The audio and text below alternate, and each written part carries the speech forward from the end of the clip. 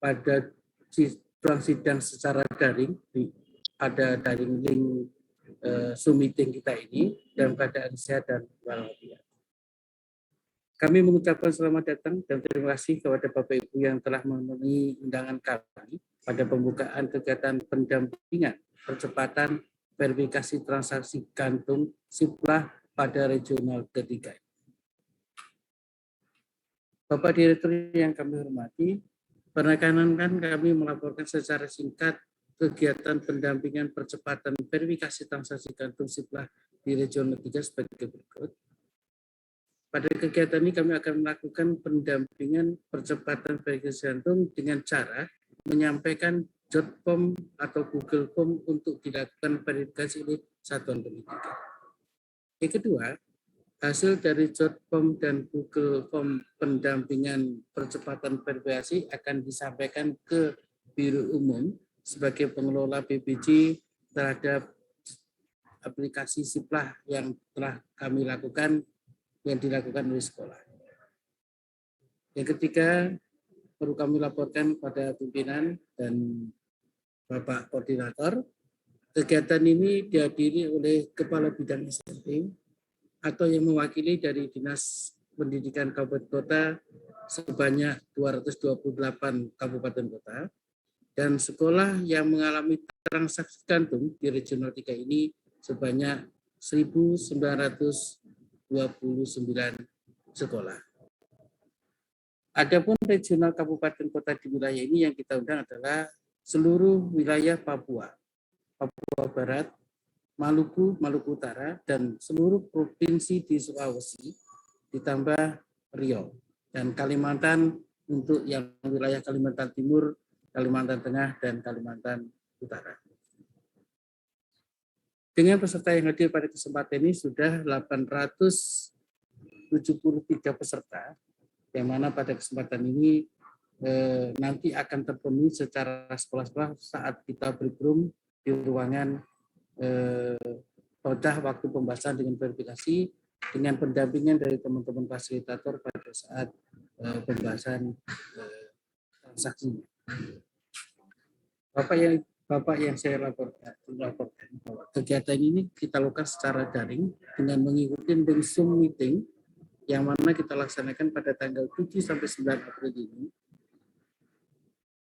Demikian harapan kami, semoga peserta dapat mengikuti kegiatan ini dengan sebaik-baiknya sehingga tujuan yang diharapkan dapat tercapai. Bapak Eko yang kami hormati, demikian yang dapat kami laporkan, dan selanjutnya kami mohon berkenan Bapak untuk memberikan pengarahan sekaligus membuka acara kegiatan ini secara resmi. Kepada para narasumber, undangan, dan peserta kami hormati, mohon maaf jika dalam pelayanan kami nanti di dalam room maupun dalam link Zoom-nya masih ada kekurangan, mohon kami dibukakan pintu. Demikian laporan kami. Billahi taufiq wal hidayah. Wassalamualaikum warahmatullahi wabarakatuh. Waalaikumsalam warahmatullahi wabarakatuh. Terima kasih kepada Bapak atas penyampaiannya. Bapak Ibu hadirin yang kami hormati, selanjutnya pengarahan sekaligus pembukaan acara secara resmi oleh Bapak Dr. Eko Susanto, SEMSI.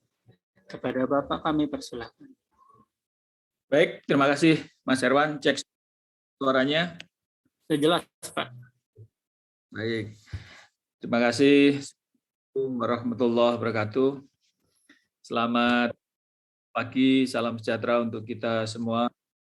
Om Swastiastu, Nama Budaya, Salam Kebajikan.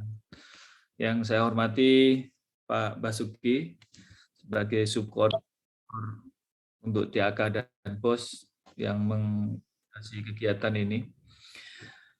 Teman-teman narasumber, baik Pak Hendri Eko dari BPJ, kawan-kawan yang hadir yang akan memfasilitasi Bapak Ibu semua, sekolah-sekolah mengalami permasalahan kantung. Yang saya hormati Bapak Kepala Bidang, mohon nanti dipantau di masing-masing apakah masih ada permasalahan pos kantung.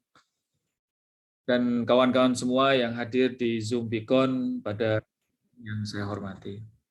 Pertama-tama mari panjatkan puji syukur kehadirat Allah Subhanahu wa taala karena siang itu masih diberikan kesehatan, kita bisa melakukan aktivitas, bertemu dengan teman, koordinasi, menyampaikan masalah-masalah terkait dengan permasalahan yang kita fokuskan pada hari ini. Bapak Ibu yang saya hormati, mungkin ada dua hal yang saya sampaikan. Satu terkait dengan Merdeka Belajar seri 19 dan nanti permasalahan pos kantung itu sendiri.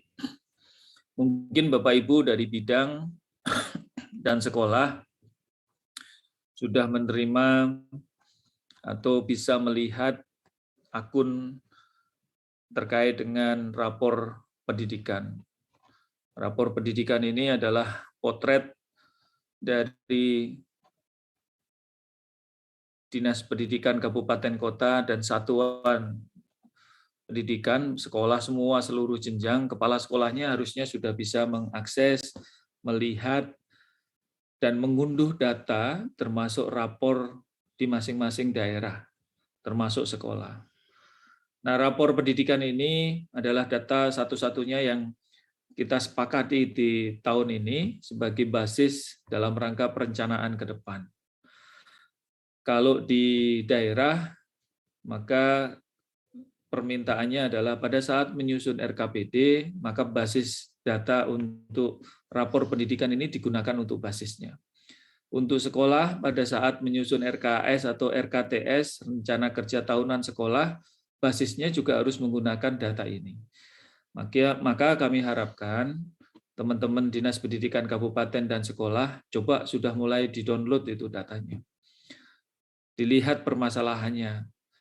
Karena data ini sebetulnya adalah data kompilasi yang kami lakukan dari hasil AN, dari survei karakter, survei lingkungan belajar, data Kemenak, data Dapodik, dan data-data BPS lainnya yang kami kompilasi, akhirnya keluarlah yang data platform pendidikan atau rapor pendidikan yang menggambarkan kondisi wilayah kita masing-masing. Di kabupaten permasalahannya apa?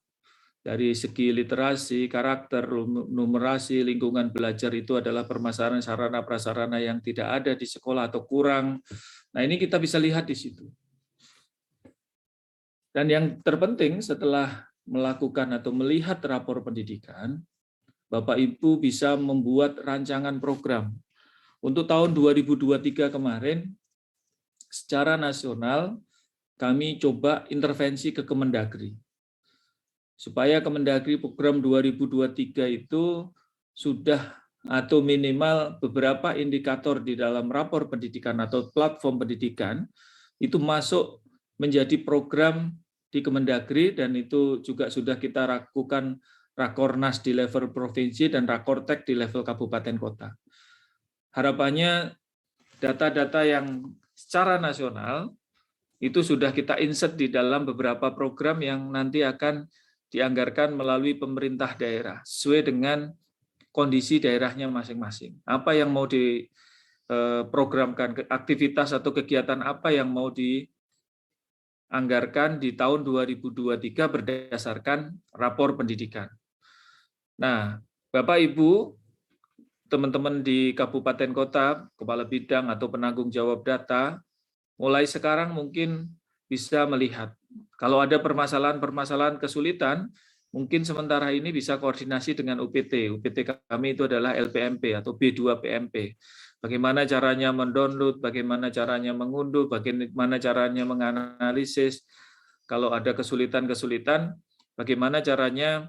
Nah, ini sebagai ini saja, sebagai bahan renungan kita. Sebelum nanti kami Direktorat Sekolah Menengah Pertama, insya Allah juga akan mengundang kabupaten kota dan perwakilan di MKKS untuk sama-sama belajar membuat perencanaan yang bermutu berdasarkan rapor pendidikan di kabupaten kota dan sekolah yang Bapak Ibu sudah bisa akses.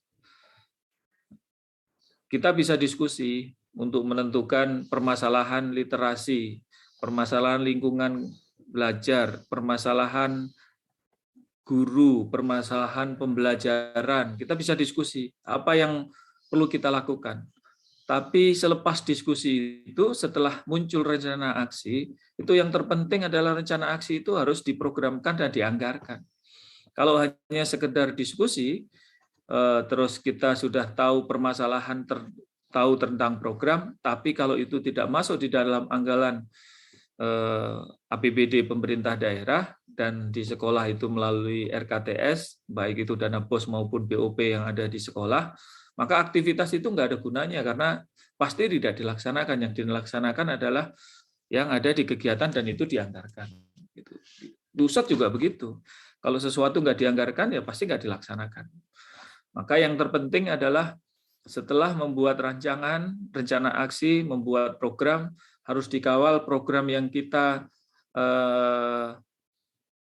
yakini bahwa itu menjadi program unggulan di kabupaten kota untuk menjawab permasalahan terkait dengan mutu, dan itu kita harus berjuang bagaimana program ini masuk di anggaran daerah atau di RKPD, termasuk di sekolah. Nah ini yang ke depan coba kita bisa diskusikan, tapi mungkin habis Lebaran, mungkin Mei atau akhir Mei, kita sudah mulai bertemu untuk mendiskusikan ini. Kami di jenjang Direktorat Sekolah Menengah Pertama juga akan mengundang kabupaten, MKPS, dan MKKS di seluruh Indonesia untuk kita lakukan diskusi, melakukan analisis rapor pendidikan atau potret pendidikan di wilayah Bapak Ibu masing-masing.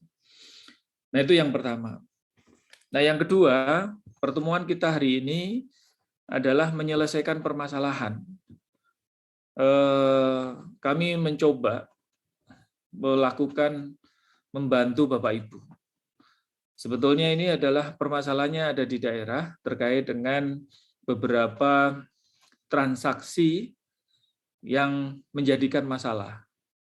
Nah itu nanti masalahnya adalah nanti antar komunikasi penyedia dengan satuan pendidikan atau memang ada di aplikasinya, misalkan ada yang belum paham, belum bisa melakukan dan lain sebagainya. Nah ini yang perlu kita coba fasilitasi. Maka nanti ada dari penanggung jawab pengadaan barang dan jasa bisa membantu juga menjelaskan sebetulnya mekanismenya seperti apa sih belanja melalui SIPLA. Apakah memang ada kerumitan-kerumitan yang dialami oleh teman-teman satuan pendidikan pada saat melakukan belanja melalui SIPLA. Kalau mengalami kerumitannya sebetulnya seperti apa? Nah, itu mungkin nanti bisa dijelaskan oleh teman-teman PPJ di Biro Umum. Tapi kalau terkait dengan hal-hal yang nanti permasalahan teknis, bagaimana kita akan menyelesaikan permasalahan yang bos gantung ini? Maka teman-teman fasilitator nanti di setiap kelompok akan memfasilitasi. Tapi yang pasti Bapak Ibu harus melakukan ini, melakukan penyelesaian permasalahan-permasalahan. Misalkan kemarin permasalahan terkait dengan pesanan yang belum datang, padahal itu sudah diakui sebagai penyerapan. Akhirnya gantung karena barangnya belum dikirim oleh penyedia, Bapak Ibu sudah melakukan pesanan dan itu sudah direkap sebagai pengeluaran misalkan. Nah ini coba dijembatani. Kalau memang ini bisa di cancel dan ini, nah ini arah duitnya mau dikemanakan, nah itu nanti coba teman-teman juga harus didiskusikan. Atau misalkan barangnya sudah dikirim tapi Ibu belum bayar, atau ada permasalahan yang lain di proses didiskusikan. Tapi yang terpenting adalah kita bisa menyelesaikan permasalahan itu dan kita bisa paham bagaimana menggunakan fasilitas pengadaan atau pembelian atau belanja dari dana BOS maupun anggaran yang lain yang memang kita syaratkan untuk menggunakan SIPLA. Dan mungkin juga Bapak Ibu bisa mencermati, karena teman-teman fasilitator nanti juga saya minta untuk merekap permasalahan-permasalahan dan mungkin juga ada usulan diskusi dengan teman bidang, teman sekolah, apa ke depan yang harus kita lakukan. Kita juga coba berdiskusi nanti dengan pengelola SIPLA, penanggung jawab pengadaan di Biro Umum, untuk memfasilitasi ini. Jadi namanya aplikasi itu mungkin juga harus mengupdate ke depan. Hal yang kita lihat saja di Siplah, setelah adanya indikator-indikator ini, kemarin juga banyak pertanyaan bahwa teman-teman pada saat menyusun RKTS atau rencana kegiatan sekolah, untuk mencantolkan kegiatan yang ini, itu kan sudah ada di program ARKAS-nya misalkan. Nah, di ARKAS ini connect nggak dengan Siplah? Kalau ini connect, maka ARKAS itu coba nanti kita fasilitasi. Permasalahannya apa? Misalkan pada saat menyusun anggaran, posnya itu ada nggak? Apalagi sekarang di tahun 2022 atau 2023, banyak indikator yang dirubah atau indikator-indikator sesuai dengan rapor pendidikan. Kalau kita membuat rencana aksi atau rencana kegiatan, apakah semua rencana kegiatan itu sudah ada di dalam ARKAS? Kemarin keluhan-keluhan dari beberapa sekolah juga seperti itu. Pada saat menyusun kegiatan, ternyata cantolannya tidak ada. Kalau di pusat itu namanya RO atau terkait dengan output-nya. Kalau di daerah itu kan di ARKAS-nya, di aplikasinya sudah ada. Nah, kegiatan-kegiatan itu juga nanti kita, Pak Bas dan kawan-kawan bisa memfasilitasi, mengkondisikan, kita bisa diskusi dengan teman-teman pengelola Siplah maupun ARKAS supaya menyesuaikan aktivitasnya itu. Kita coba benahi bahwa aktivitas-aktivitas yang disepakati sekolah yang kemungkinan tidak masuk atau memang dicantol-cantolkan saja. Nah, itu juga nanti kita bisa diskusikan. Kegiatan aktivitas-aktivitas yang menjadi kegiatan di sekolah maupun teman-teman nanti di bidang bisa melihat kembali permasalahan-permasalahan yang melatar belakangi kenapa permasalahan BOS ini masih belanja melalui Siplah ini masih bermasalah karena ada tadi antara penyedia dengan sekolah, antara ini gimana caranya kita menjembatani ada komunikasi yang tidak satu arah tapi bisa dua arah gitu. Kalau ada permasalahan itu seperti apa, bisa klarifikasinya bagaimana dan lain sebagainya. Kan sebetulnya nggak lucu juga kalau barangnya sudah sampai di sekolah tapi sekolah nggak bayar gitu. Ada kasus seperti itu kan. Ini bisa dianggap sebagai permasalahan yang nanti akan ini, tapi ada permasalahan yang mungkin perlu diungkap lagi. Masalahnya sebetulnya apa? Nah, mungkin itu Bapak Ibu sekalian, tapi nanti selebih detail timnya Pak Bas akan mendampingi Bapak Ibu untuk menyelesaikan permasalahan terkait dengan BOS kantung ini. Jadi tolong nanti dijelaskan, disampaikan apa kendalanya, kenapa ini masih belum clear antara penyedia dan satuan pendidikan. Nanti coba dilihat kembali kenapa anggarannya kok masih gantung. Nah, ini juga akan dilihat kembali karena ini akan menjadi sorotan. Ini bentuk akuntabilitas kita. Walaupun di region ini nggak begitu besar, 42. Kemarin ada yang sampai 140-an, 170 miliar gitu ya. Sekarang 42 miliar. Tapi ini juga akan menjadi catatan di kita, di Kementerian Keuangan juga pasti akan mendesak kita harus menyelesaikan ini. Sementara itu, sekali lagi saya ucapkan terima kasih Pak Hendri dari BPJ, narasumber yang lain, Pak Bas dan kawan-kawan, fasilitator. Mohon dibantu teman-teman untuk menyelesaikan masalah ini, walaupun memang ini ada media yang semenjak COVID ini kita punya media Zoom ini sangat efektif. Kalau nggak ada ini, nggak mungkin saya mengundang 1.000-2.000 sekolah. Kalau saya mengundang dinas, begitu pulang, nanti permasalahannya juga nggak selesai juga. Maka kami bisa bertemu di sini, syukur alhamdulillah, dengan teman-teman dari Biro Umum yang penanggung jawab pengadaan, kita, fasilitator, teman-teman bidang, teman-teman sekolah jadi satu dalam forum ini nih. Kalau nggak ada fasilitas ini sulit kita lakukan. Dan yang terpenting kita bisa melakukan koordinasi, komunikasi, menyampaikan, berdiskusi terkait dengan permasalahan-permasalahan yang terjadi. Selamat Pak Bas dan kawan-kawan semua. Lebih kurangnya mohon maaf kalau ada hal-hal yang tidak berkenan. Dengan seizin Bapak Ibu sekalian, dengan mengucap syukur alhamdulillah dan mengucap bismillahirrahmanirrahim, maka kegiatan ini saya resmi dinyatakan dibuka. Terima kasih Pak Bas dan kawan-kawan semua. Sementara saya akhiri. Wabillahi taufik wal hidayah. Wassalamualaikum warahmatullahi wabarakatuh. Waalaikumsalam. Terima kasih kepada Bapak atas arahan yang telah diberikan kepada kami sekaligus telah membuka acara ini secara resmi. Bapak Ibu hadirin yang kami hormati, acara selanjutnya adalah pembacaan doa yang akan dipimpin oleh Saudara Ahmad Syaiful Hidayat, SPD. Kami persilahkan. Terima kasih Mas Erwan. Assalamualaikum warahmatullahi wabarakatuh. Waalaikumsalam. Mohon izin Bapak Ibu sekalian, marilah sejenak kita bersama-sama menundukkan kepala bermunajat kepada Allah Subhanahu wa taala agar kegiatan kita hari ini diberkahi dan berjalan dengan lancar. Izinkan saya memimpin doa dengan cara agama Islam.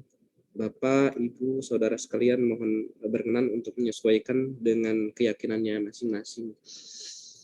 Allahumma sholli wa sallim wa barik ala sayyidina wa habibina wa safina wa maulana Muhammad wa barik wa sallim radhiyallahu ta'ala an kulli sahabati Rasulillahi ajmain ya Allah ya rabbal alamin. Alhamdulillahi rabbil alamin hamdan naimin hamdan syakirin hamdan maqbulin hamdan yuwafi ni'amah wa yukafi majidah ya rabbana lakal hamdu kama yanbaghi li jalali wajhikal karimi wa adimi sultanik. Allahumma sholli ala sayyidina Muhammadin sholatan taftahu lana biha baba ridha wa ta'ashir wa tughliqa biha anibaba syari wa ta'ashir wa takunu lana waliya wa nasira ya ni'mal maula wa ni'man nasir. Allahumma ighfir lana dunubana wa liwalidayna warhamhuma kama rabbayana shaghira. Allahumma inna nas'aluka salamatan fid dinina wa afiatan fi jasadina wa barakatan fi rizqina wa taubatan qabdal maut wa maghfiratan ba'dal maut. Allahumma hawin alaina fi sakaratil maut wa najata minan nari wal afwa indal hisab. Rabbana hab lana min azwajina wa dzurriyyatina qurrata a'yuni waj'alna lil muttaqina imama. Rabbana la tuzigh qulubana ba'da idh hadaitana wa hab lana min ladunka rahmah innaka antal wahhab. Rabbana atina fid dunya hasanah wa fil akhirati hasanah wa qina adzabannar. Subhanaka Allahumma rabbika rabbil izzati amma yasifun wa salamun alal mursalin walhamdulillahi rabbil alamin. Bi barakati ummul Quran al-Fatihah. A'udzu billahi minasyaitonir rajim. Bismillahirrahmanirrahim. Alhamdulillahi rabbil alamin arrahmanir rahim maliki yaumiddin. Iyyaka na'budu wa iyyaka nasta'in. Ihdinas siratal mustaqim. Siratal ladzina an'amta 'alaihim ghairil maghdubi 'alaihim waladdallin. Rabbana wa liwalidayna. Terima kasih Mas Erwan. Assalamualaikum warahmatullahi wabarakatuh. Waalaikumsalam. Waalaikumsalam warahmatullahi wabarakatuh. Bapak Ibu hadirin yang kami hormati, dengan berakhirnya doa yang telah dibacakan, maka berakhir pula acara pembukaan ini. Marilah bersama-sama kita ucapkan hamdalah bersama-sama. Alhamdulillahirrahmanirrahim. Semoga kita semua dapat mengikuti kegiatan ini dengan baik sampai selesai.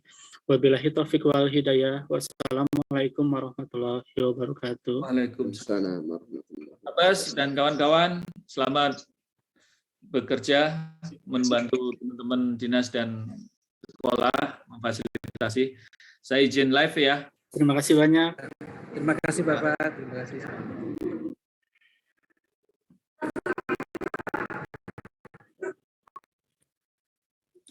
Oke. Baik, Bapak Ibu. Masih tetap di Zoom ini ya Bapak Ibu. Saya coba untuk menghubungi dulu narasumber kita. Kita akan melanjutkan dengan sesi materi. Bentar. Oke. Sudah ada Bapak, sudah ada Mas Pak Prayogo yang menyampaikan. Bapak Prayogo ya, oke. Bapak Prayogo, halo. Iya Pak. Oh, oke, sudah hadir ya. Sudah siap Pak? Siap. Oke. Siap. Baik Bapak Ibu sekalian, narasumber kita adalah Bapak Prayogo Kasuma Ramadan. Beliau dari Biro Umum dan PBJ Kemendikbud. Oke, nanti beliau akan menyampaikan secara umum terkait transaksi gantung ini. Oke, tidak berlama-lama lagi, kami persilakan Bapak Prayogo. Terima kasih Pak Erwan. Selamat pagi. Saya ucapkan kepada Pak Basuki dan juga rekan-rekan dari Direktorat SMP Kemendikbudristek dan juga rekan-rekan dari Dinas Kabupaten dan Kota serta rekan-rekan dari perwakilan sekolah. Mohon maaf untuk suara saya, apakah terdengar jelas? Ya, terima kasih. Di sini saya izin share terlebih dahulu terkait dengan paparan yang ingin saya sampaikan.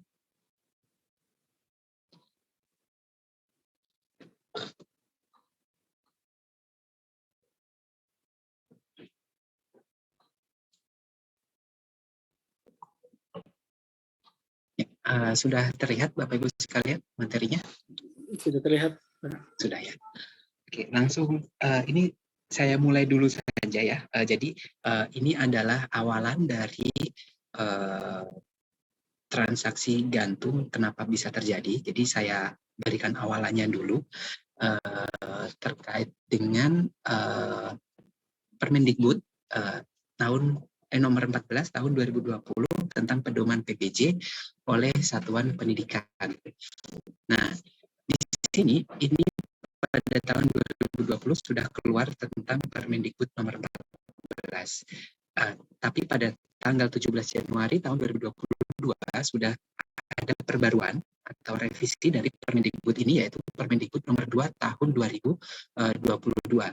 Ada beberapa tambahan di dalamnya, tidak merubah isi yang ada di tahun yang di nomor 14 ini, cuma ada tambahan beberapa istilah. Di sini untuk satuan pendidikan mendapat apresiasi dari KPK dan juga LKPP terkait dengan pengadaan barang dan jasa oleh satuan pendidikan. Jadi mungkin nantinya apabila saya menyebutkan PBJ agar familiar, jadi PBJ itu adalah pengadaan barang dan jasa ya Bapak Ibu sekalian. Jadi nanti kalau misalnya saya keceplosan menyebut PBJ, jadi nggak ada miskomunikasi ya. Oke, skip. Nah, di sini di Permendikbud nomor 14 tahun 2020 ada klausul sudah saya cantumkan di sebelah kanan, yaitu adalah pengadaan barang dan jasa oleh satuan pendidikan yang selanjutnya disebut PBJ. Satuan pendidikan adalah kegiatan pengadaan barang dan jasa oleh satuan pendidikan melalui penyedia yang dibiayai oleh dana yang dikelola satuan pendidikan. Nah, di sini kenapa menyebutkan satuan pendidikan? Jadi pada tahun 2019 itu sudah ada Permendikbud juga, namun di situ pada tahun 2019 itu masih hanya sekolah-sekolah saja. Jadi cuma pure sekolah. Nah, sedangkan pada tahun 2020 itu muncul ditambahi sekolah dan juga seperti lembaga kursus, ada juga dari sanggar-sanggar gitu juga. Karena beberapa satuan pendidikan itu juga menerima dana dari pemerintah.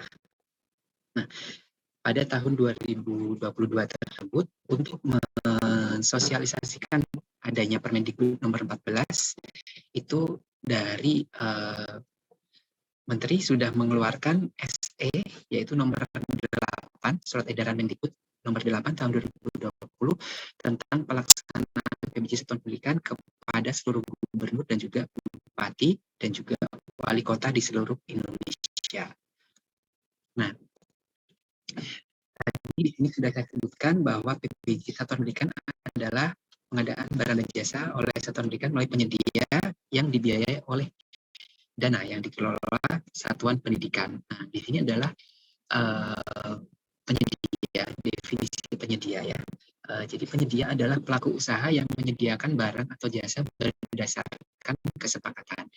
Nah, di setelah nantinya di situ penyedia itu dikumpulkan dan sekarang ada sekitar 16 marketplace yang ada di Siplah. Mungkin bisa Bapak Ibu sekalian dari perwakilan dari sekolah mungkin sudah familiar. Ada Blibli, ada yang Binika dan lain sebagainya. Nah, untuk dana dari satuan dana yang dikelola dikelola oleh satuan pendidikan itu adalah dana yang ditransfer ke rekening sekolah. Biasanya berupa dana operasional pusat dan daerah, bantuan pemerintah lainnya, ataupun juga bisa jadi dari bantuan masyarakat yang berupa uang. Nah, di dalam klausul tersebut, di dalam Permendikbud nomor 14 tahun 2020 juga ada klausul terkait dengan tertib administrasi, yaitu atau administrasi terkait PBJ di satuan pendidikan pada tahun berkenaan.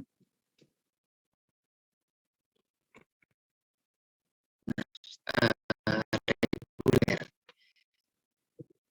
Nah, jadi BOS reguler itu memiliki dasar hukum di 3 proses ya. Yang pertama proses penyaluran, yaitu ada di PMK nomor 119, itu tentang pengelolaan dana alokasi khusus non fisik. Kemudian pada saat penggunaannya itu ada di Permendikbud nomor 2 yang setelah ini nanti akan saya istilahnya bagikan beberapa klausul pentingnya, yaitu Permendikbud nomor 2 tahun 2022 tentang dana BOP PAUD, BOS, dan BOP pendidikan kesetaraan. Nah, yang terakhir adalah dasar hukum terkait dengan pencatatan, penetapsusahaan, dan pertanggungjawaban keuangan. Nah, mungkin nantinya di sini akan menjadi istilahnya untuk pagi ini ya, jadi khusus pembahasan khusus, karena apabila nantinya untuk pertanggungjawaban keuangannya ini ada miss, itu nanti di Permendikbud nomor 2 tahun 2022 nanti ada catatannya di situ. Nah, untuk pengelolaan ini diatur oleh Permendagri nomor 24 tahun 2020 dan Permendagri nomor 27 tahun 2021. Nah, di sini saya sebutkan juga pentingnya ada peran dari Pemda. Nah, nanti di situ juga sudah dijabarkan ya, pentingnya peran dari Pemda di sini ada di 3 tahap tadi. Ya, ada di 3 tahap, yaitu tahap perencanaan dan penganggaran, kemudian tahap pelaksanaan dan penetapsusahaan, kemudian tahap pelaporan dan pertanggungjawaban. Nah, di sini pada tahap perencanaan dan penganggaran, teman-teman dari Dinas Pendidikan Kabupaten dan Kota itu memastikan data satuan pendidikan yang diinput pada Dapodik sesuai dengan kondisi real. Dan di sini teman-teman dari dinas istilahnya diharapkan adanya pelatihan, membimbing, dan juga mendorong satuan pendidikan mengisi dan juga membarui data satuan pendidikan dalam Dapodik, dan memastikan perencanaan dan penganggaran dana BOS dituangkan dalam Arkas. Ya. Selain itu juga memastikan perencanaan penggunaan dana BOS berdasarkan evaluasi dan identifikasi kebutuhan satuan pendidikan. Kemudian yang terakhir, dalam tahap perencanaan dan penganggaran itu, teman-teman dinas memastikan perencanaan dan penganggaran dana BOS diinput ke dalam aplikasi rencana kegiatan dan anggaran satuan pendidikan yang diselenggarakan kementerian. Sedangkan pada saat tahap pelaksanaan dan penetapsusahaan, teman-teman dinas memastikan penggunaan dana dilaksanakan oleh satuan pendidikan sesuai dengan perencanaan dan penganggaran dana BOS. Jadi tadi di tahap 1 sudah perencanaan, dan kemudian di tahap pelaksanaan itu memastikan perencanaan penggunaannya sesuai dengan perencanaannya tadi. Kedua, memastikan setiap penggunaan dana BOS oleh satuan pendidikan dicatat secara lengkap dan disertai dengan bukti-bukti dukung, gitu ya. Jadi kalau misalkan ada sudah transfer atau misalkan sudah bayar, itu bukti-bukti pendukungnya sebisa mungkin disimpan rapi untuk nantinya untuk dokumentasi. Yang ketiga, memastikan setiap penggunaan dana yang telah dilakukan oleh satuan pendidikan diinput ke dalam aplikasi rencana kegiatan dan anggaran satuan pendidikan yang diselenggarakan kementerian. Di tahap terakhir, di tahap laporan dan pertanggungjawaban, teman-teman dari dinas untuk memastikan pelaporan dan pertanggungjawaban dana BOS berdasarkan hasil pelaksanaan penetapsusahaan, kemudian memastikan pelaporan dan pertanggungjawaban termasuk pemeriksaan dan verifikasi atas penyelesaian pengadaan barang dan jasa. Nah, di sini ada verifikasi atas penyelesaian pengadaan barang dan jasa. Jadi apabila nanti ditemukan ada administrasi yang belum selesai, nanti diharapkan teman-teman dinas bisa membantu untuk penyelesaian administrasinya tersebut Kemudian yang ketiga, memastikan bentuk dokumen laporan dan pertanggungjawaban tercantum dalam aplikasi rencana kegiatan dan anggaran. Kemudian yang terakhir adalah melakukan verifikasi dan juga validasi atas laporan yang disampaikan satuan pendidikan pada aplikasi manajemen rencana kegiatan dan anggaran satuan. Nah, di sini sudah masuk dalam Permendikbud nomor 2 tahun 2022 yang sudah saya sebutkan tadi di depan. Ini adalah perbaruan dari Permendikbud nomor 14 tahun 2020. Nah, di sini ada beberapa yang istilahnya penting yang ingin saya sampaikan. Jadi saya tidak menyampaikan semua, jadi ada beberapa yang poin-poinnya saja. Yang pertama yaitu adalah Kepala Satuan Pendidikan Penerima Dana BOS harus menyampaikan laporan realisasi penggunaan dana BOS melalui sistem aplikasi rencana kegiatan dan anggaran satuan pendidikan yang disediakan kementerian. Yang kedua, itu adalah penyampaian laporan realisasi penggunaan dana BOS dilaksanakan paling lambat untuk tahap pertama, yaitu paling lambat tanggal 31 tahun anggaran berkenaan untuk penyampaian laporan realisasinya. Kemudian untuk tahap keduanya, terakhir itu adalah tanggal 31 Oktober di tahun berkenaan. Nah, sedangkan untuk nantinya secara keseluruhan itu pada tanggal 31 Januari di tahun anggaran berikutnya itu adalah penyampaian terakhir untuk laporan keseluruhan penggunaan dana BOS reguler dan dana BOS kinerja yang diterima dalam 1 tahun anggaran. Jadi nantinya misalkan pada tahun 2022 ini berarti nanti terakhir tahap 1 itu tanggal 31 Juli. Kemudian untuk tahap 2-nya adalah tanggal 31 Oktober. Nah, tinggal 31 Januari 2023 itu adalah penyampaian laporan keseluruhan di penggunaan dana BOS di tahun 2022 gitu ya. Nah, di sini laporan realisasi penggunaan dana BOS reguler tahap 2 itu dijadikan evaluasi ya, dijadikan istilahnya patokan sebagai dasar penyaluran dana BOS reguler di tahap pertama pada tahun berikutnya. Nah, di sini perlu saya sampaikan juga, saya mungkin ya ini masih dalam tahap pembicaraan juga.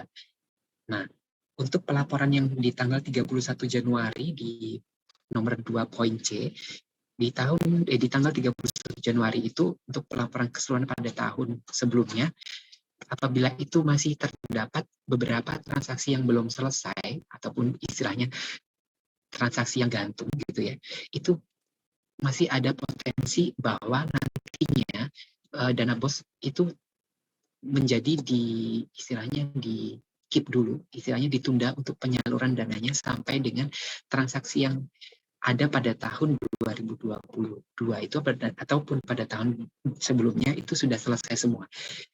Jadi Bapak Ibu sekalian bisa jadi catatan ya di sini bahwa nantinya apabila ada ini karena khususnya adalah PBJ di Siplah ya, pengadaan barang dan jasa, diharapkan nantinya pada PBJ ini tidak ada lagi transaksi gantung pada penggunaan dana BOS di tahun berkenaan, sehingga nantinya tidak menjadi catatan untuk adanya penundaan penyaluran dana BOS di sekolah Bapak Ibu sekalian, gitu ya. Kemudian di sini tahap pelaksanaan penata usahaan. Nah, di sini yang sudah saya sebutkan tadi. Jadi penggunaan dana dilaksanakan oleh satuan pendidikan sesuai dengan perencanaan dan penganggaran dana BOP PAUD, dana BOS, dan juga dana BOP kesetaraan. Nah, setiap penggunaan dana itu tadi yang dilakukan oleh satuan pendidikan dicatat secara lengkap dan disertai dengan bukti pendukung. Nah, jadi apabila nanti adanya transaksi gantung, itu harus diselesaikan dulu dan bukti-bukti pendukung tadi harus dilengkapi. Makanya tadi saya sebutkan di depan, apabila ada bukti transfer atau kwitansi, mohon disimpan dengan baik, disimpan dengan rapi, karena nantinya di situ juga akan menjadi dokumentasi dari sekolah Bapak Ibu sekalian dalam mengadakan pembelian barang dan jasa. Kemudian tahap pelaporan pertanggungjawaban dana BOP PAUD, dana PUS dan juga BOP kesetaraan. Pelaporan pertanggungjawaban dana tersebut berdasarkan hasil pelaksanaan penatausahaan sebagaimana dimaksud dalam huruf B yang tadi ya. Yang ini. Oke. Nah, kemudian pelaporan dan pertanggungjawabannya yang dimaksudkan di huruf A tadi itu adalah termasuk pemeriksaan dan juga verifikasi atas penyelesaian pengadaan barang dan jasa dan penggunaan dana tahun berkenaan. Jadi di sini sudah menyebutkan spesifik adalah pelaporan dan pertanggungjawabannya itu juga termasuk dalam pemeriksaan dan verifikasi terkait penggunaan dana untuk pengadaan barang dan jasa. Itu. Ya. Nah, dari segi peraturan itu saya rasa sudah cukup di sini saya sampaikan. Ada beberapa poin yang sudah saya sampaikan terkait dengan kegiatan pagi ini. Nah, mungkin di sini saya perlu share sedikit saja terkait dengan tahapan yang dilakukan di Siplah ya. Mungkin Bapak Ibu sekalian sudah familiar juga. Sebentar. Jadi di Siplah itu ada beberapa pembagian apabila penggunaan istilahnya apabila PBJ-nya atau pembeliannya itu dinilainya adalah di bawah 10 juta atau sama dengan 10 juta, itu alurnya seperti yang bisa dilihat Bapak Ibu di monitor masing-masing. Jadi di sini alurnya seperti kita belanja di online shop seperti biasa, cuma bedanya itu kalau online shop kita bayar di depan kemudian barang baru dikirim. Nah, sedangkan di sini pada nomor 5 dilihat di 5 adalah serah terima pesanan dengan pengisian BAST gitu ya. Nah, kemudian di sini itu ada banyak transaksi gantung itu terjadi di tahap 4, 5, 6 gitu ya. Di tahap 4 ini pemeriksaan pesanan. Jadi pada saat pemeriksaan pesanan itu pastikan Bapak Ibu yang menjadi admin di sekolahnya gitu ya. Pada saat penerimaan barangnya, itu barang memang sudah sesuai dengan yang dibeli. Dan juga jumlahnya, dan juga mungkin mereknya atau apa gitu, harus dipastikan sudah sesuai dengan yang sudah dibeli. Gitu ya. Jangan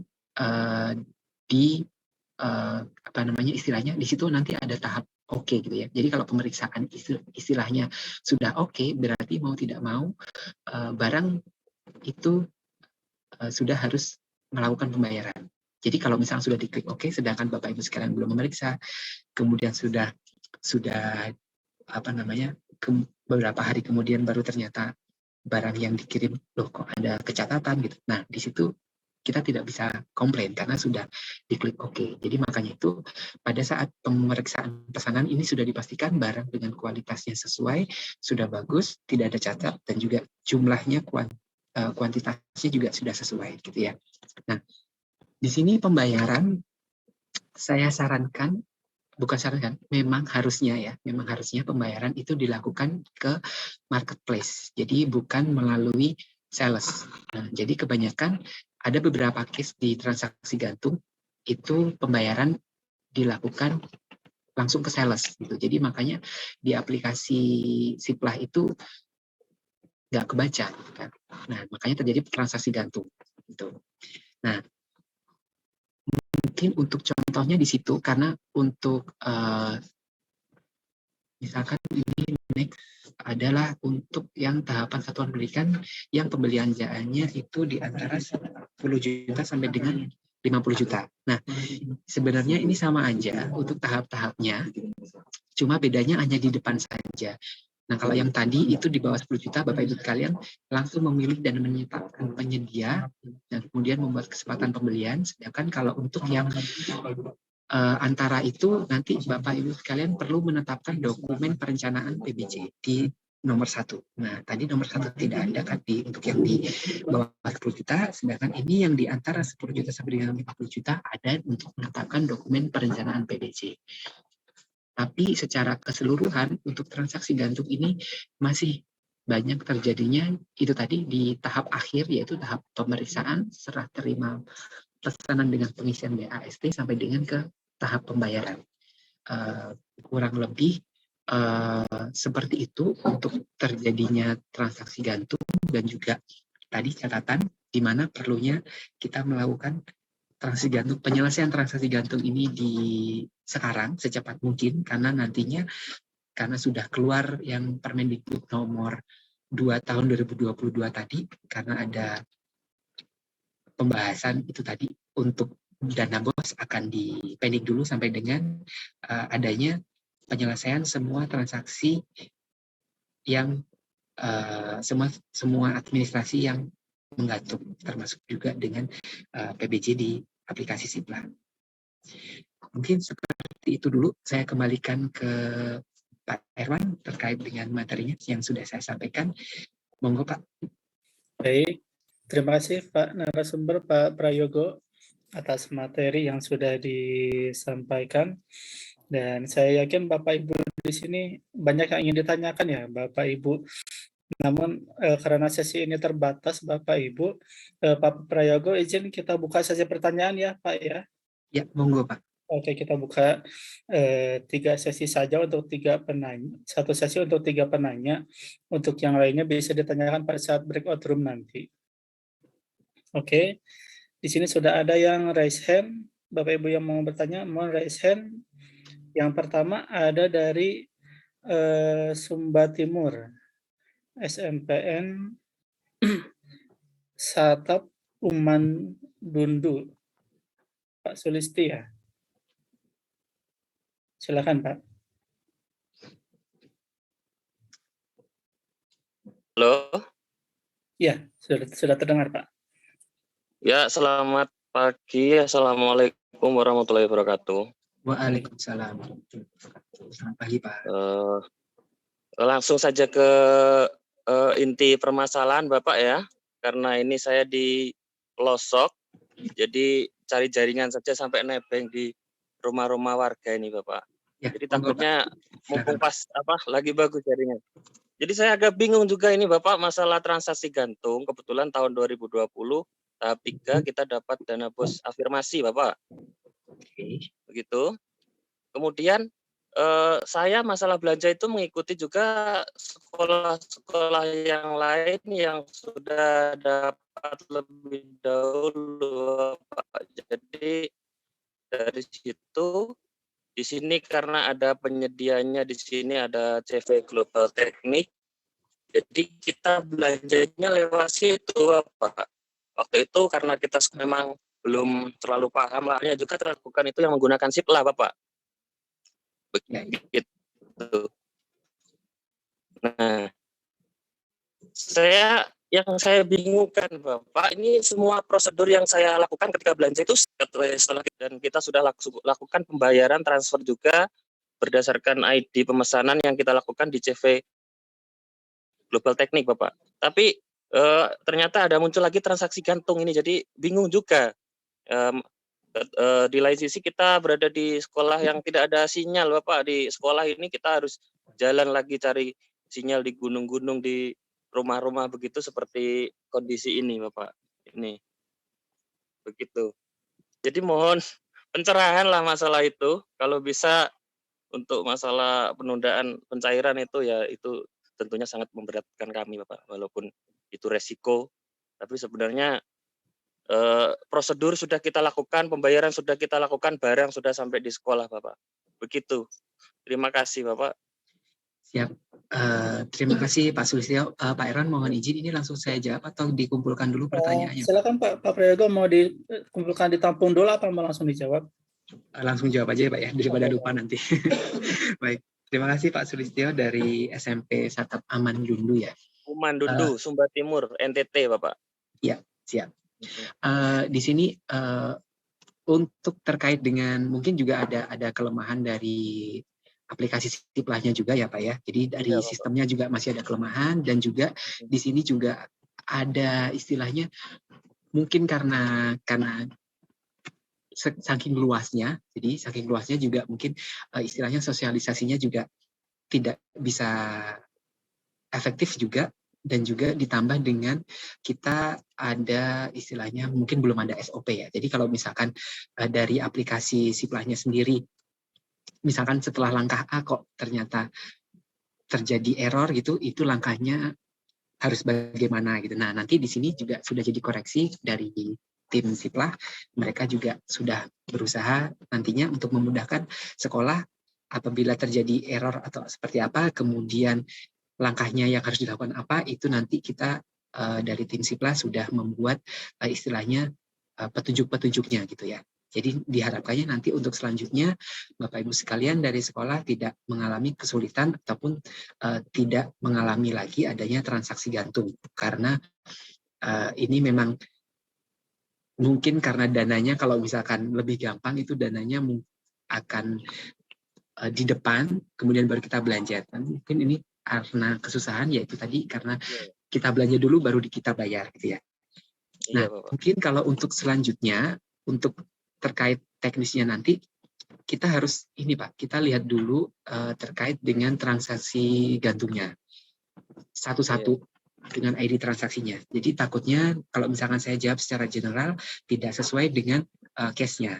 Mungkin juga terjadi, mungkin pembayaran sudah dilakukan sesuai, tapi belum terbaca oleh sistem gitu Pak. Itu juga sempat terjadi bisa jadi terjadi di case-case sebelumnya juga ada terjadi seperti itu. Jadi Bapak Ibu sekalian juga sudah melakukan sesuai prosedur, tapi aplikasinya juga mungkin karena terkendala jaringan, akhirnya jadi ada miss data di situ. Nah, itu tadilah fungsinya adanya kegiatan ini.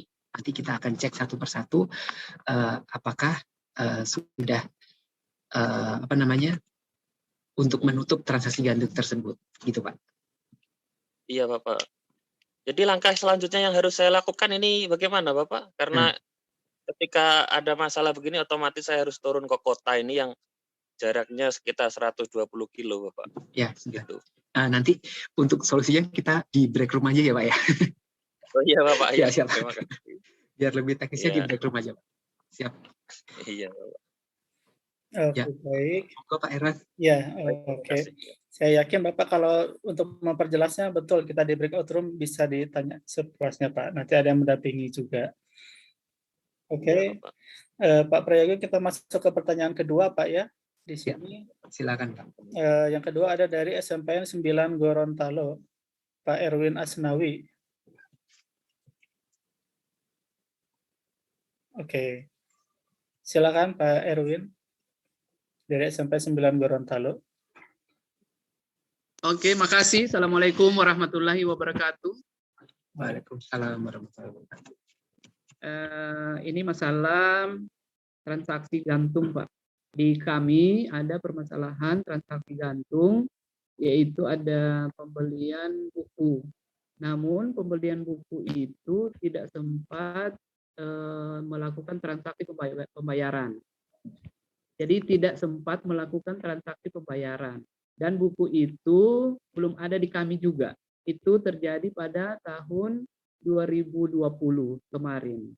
Nah, pada saat billing yang harusnya kita membatalkan, itu kita tidak melakukan pembatalan pada saat itu, sehingga mungkin masih terbaca di Siplah Pusat bahwa ada transaksi gantung dari sekolah kami. Dan kami mintakan bagaimana dia punya solusi untuk supaya tidak ada terbaca lagi transaksi gantung di sekolah kami, Pak. Kemudian dari data yang ada, setelah kami cek Pak, untuk link yang pernah kami lakukan transaksi itu sudah tidak bisa dibuka lagi. Nah, itu bagaimana solusinya Pak? Terima kasih. Assalamualaikum warahmatullahi wabarakatuh. Waalaikumsalam warahmatullahi wabarakatuh. Baik, Pak Prayogo, Kami persilakan. Siap, terima kasih Pak Erwin atas pertanyaannya. Mungkin di sini pertanyaannya bukan hanya terjadi di sekolahnya Pak Erwin juga, di SMP 9 Gorontalo. Mungkin di sekolah-sekolah lain juga ada case yang seperti ini, ada kasus yang seperti ini.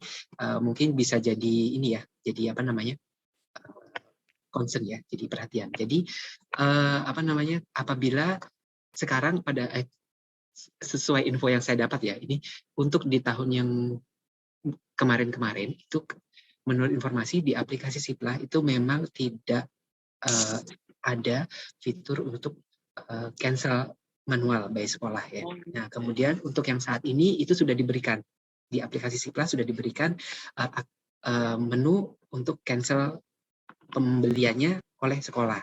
Nah, itu nanti harusnya di situ sudah ada muncul di historinya. Jadi di history ada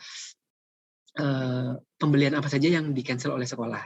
Nah, sedangkan untuk case yang tadi, kasus yang tadi Bapak ceritakan, itu untuk saat ini mungkin untuk menutup. Jadi untuk menutup si transaksi gantungnya itu bisa dilakukan dengan cara membuat surat pembatalan, ya surat pembatalan, karena di situ juga dari Bapak belum melakukan pembayaran dari sekolah dan juga dari penyedia barang juga belum dikirim gitu ya. Jadi belum sama-sama ada kerugian. Nah, jadi nanti bisa membuat surat pembatalan di mana surat pembatalan tersebut ditandatangani oleh sekolah dan juga ditandatangani oleh penyedia ya di atas materai itu Pak. Seperti case-case yang sebelumnya, kasus-kasus ini juga sering terjadi untuk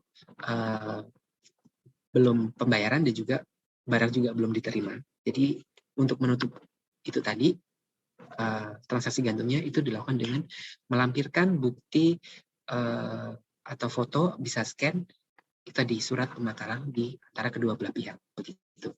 Berarti surat pembatalan itu Pak dikirim ke mana? Nah, nanti di breakout room saja Pak. Nanti disertakan di situ. Kalau misalkan nanti apa namanya, hari ini juga masih belum bisa apa namanya dibuat, mungkin memang belum dibuat ya karena kan baru saya informasikan gitu ya. Nah, nanti saya disampaikan aja di breakout room gimana solusinya nanti dari teman-teman dari Direktorat SMP yang akan membantu menjawab Pak. Nanti insya Allah Pak boleh tinggalkan nomor telepon yang bisa kami hubungi Pak. Oke, nanti di breakout room ya Pak ya. Bisa ya Pak ya. Ya. Terima kasih Pak. Iya. Ya, terima kasih. Bisa Pak. Oke, baik. Mungkin Bapak secara teknis nanti di breakout room ya Pak ya. Baik. Pertanyaan terakhir, kita beri kesempatan kepada Ibu ya. Tadi sudah Bapak-Bapak 2 orang, yang terakhir ini sekarang dari Ibu Dahlia Riau. Dari SMPN Satap Sungai Rukam. Silakan Ibu.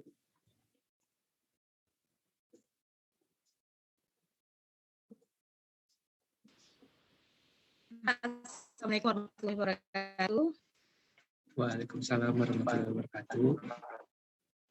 Mohon maaf sebelumnya tidak stabil Pak karena masalahnya hanya tadi karena kami sini ada kaitan. Suaranya agak putus-putus Ibu. Ya, agak salah. Jadi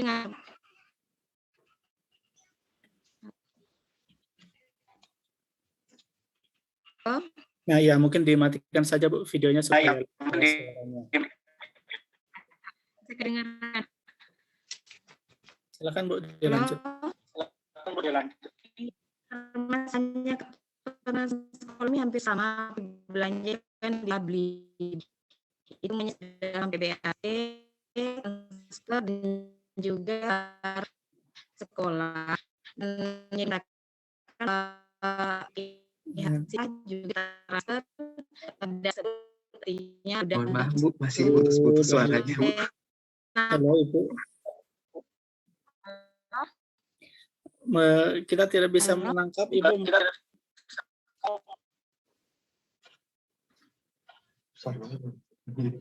Halo? Halo, iya, coba silakan Bu. Bisa didengar Pak? Ya, Ya, sudah lebih jelas Bu. Iya, mohon maaf. Permasalahan kami hampir sama dengan Bapak penanya yang pertama tadi, Pak. Kami memesan itu juga sudah mengikuti regulasi yang ada. Adapun penyedia kami itu melalui Blibli, Pak ya. Sudah ditransfer, BAST juga sudah diterima, bukti transfer juga ada. Dan kenapa sekarang itu kami masuk dalam posisi gantung, Pak ya. Cuman ketika kami lihat di aplikasi kembali, pada bukti unggah dokumen itu Pak memang tidak bisa dilihat, diklik. Kalau biasanya kan bisa ada opsi lihat, ada nampak bukti transfer kita Pak ya yang kami unggah. Itu biasanya seperti itu. Yang ini tidak bisa. Jadi mungkin permasalahannya itu apa kok bisa dalam posisi gantung kami sekarang ini Pak. Barang sudah kami terima, pembayaran juga sudah dilaksanakan, semuanya mengikuti regulasi yang ada, Pak. Terima kasih. Oke, baik. Bisa ditangkap ya maksudnya Pak Prayogo? Bisa Pak. Oh, sudah. Silakan Pak. Baik, terima kasih Ibu atas pertanyaannya dari SMP Sungai Rukam ya. Jadi mungkin memang pada saat itu, mohon maaf saya menanyakan, itu sudah sempat diupload ulang tidak untuk bukti pembayarannya? Tidak ada opsi untuk upload ulang, Oh, Pak. tidak ada ya, oke siap. Iya. Jadi mungkin memang di situ pada saat terjadinya penguploadan itu mungkin memang ada kegagalan sistem juga bisa terjadi Bu, karena namanya juga buatan manusia gitu ya. Makanya dari itu di sini kita berusaha bareng-bareng memastikan itu. Iya. Karena memang kemarin-kemarin juga servernya juga ada mungkin ada servernya mungkin kurang besar atau seperti apa, karena memang untuk Siplah ini kan baru tahun 2019 gitu ya. 2020 kalau misalnya. 2020. Nah, mungkin itu banyak terjadi istilahnya miskomunikasi atau misdata antar data di server kita juga di aplikasi gitu ya. Jadi untuk ini makanya ada inisiatif dari kami untuk mengadakan sudah betul nggak sih, sudah benar nggak sih ternyata dari sekolah-sekolah itu pengadaan barang dan jasanya. Ternyata kalau misalkan sudah betul, berarti kan memang di kami yang perlu ada koreksi gitu. Nah, tapi semoga saja case-case seperti ini kedepannya tidak terjadi lagi gitu kan, karena kita juga sudah melakukan banyak perubahan, banyak pembaruan di aplikasi ini. Awalnya juga marketplace cuma 8, sekarang jadi 16 gitu kan. Jadi semakin berkembang, harusnya bisa semakin lebih baik lagi dan untuk membantu sekolah. Nah, nantinya untuk yang ini Bu, mohon maaf, makanya untuk di sini kita bareng-bareng ya nanti.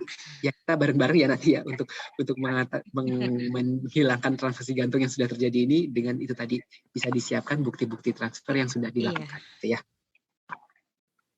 Begitu. Iya, karena tahun sebelumnya juga lancar-lancar saja Pak. Kami udah pakai Siplah terus dari 2020 itu Pak. Iya, siap. Oke. Ya. Terima kasih Pak. Assalamualaikum Terima kasih Bu warahmatullahi Dahlia. wabarakatuh. Waalaikumsalam warahmatullahi wabarakatuh. Baik, terima kasih Bapak Ibu penanya. Di sini saya lihat masih banyak Bapak Ibu ya terkait yang ingin bertanya. Tapi mohon maaf Bapak Ibu, kita lanjut saja nanti di breakout room ya untuk pertanyaannya, karena untuk setelah ini kita masih ada untuk materi selanjutnya. Untuk materi dari Pak Prayogo ini kita sudahi saja ya Pak Prayogo. Terima kasih banyak Pak. Terima kasih Pak Irwan. Iya, oke. Baik, selanjutnya Pak Basuki izin sudah siap Pak? Ya Mas. Oke, baik Pak Basuki akan menyampaikan materi terkait BOS. Beliau merupakan subkoordinator bidang BOS dan DAK. Baik Pak Basuki, kami persilakan Pak. Terima kasih Pak Irwan dan teman-teman semuanya. Terima kasih teman-teman dari Biro Umum dan BPJ telah membantu kita semuanya.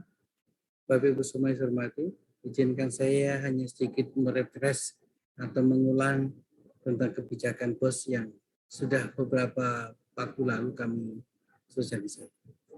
Bismillahirrahmanirrahim. Assalamualaikum warahmatullahi wabarakatuh. Izinkan para undangan yang kami hormati, para kepala dinas pendidikan dan sekolah-sekolah yang saya banggakan kesempatan ini. Saya Basuki Widodo sebagai penanggung jawab, mohon maaf, sebagai subkoordinator yang menangani BOS ini, sebagaimana yang disampaikan moderator tadi.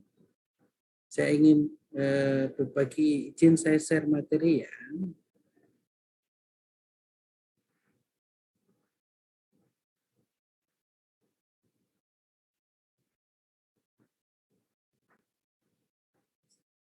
Apakah sudah tampak Mas Simon? Sudah terlihat, Pak.